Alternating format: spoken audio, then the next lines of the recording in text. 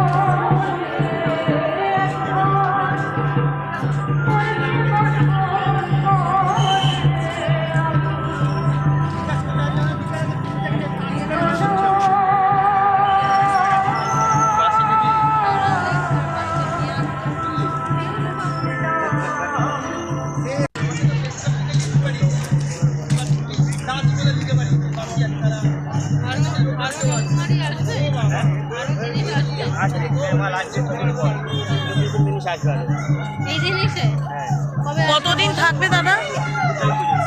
2 তারিখ মোটামুটি।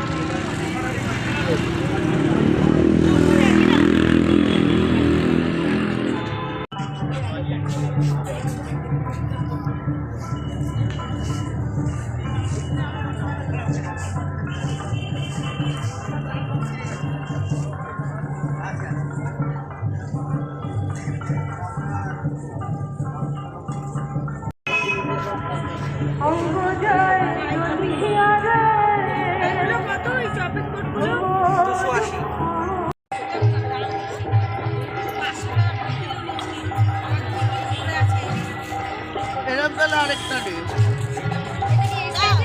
এলাম, আরেকটা ডে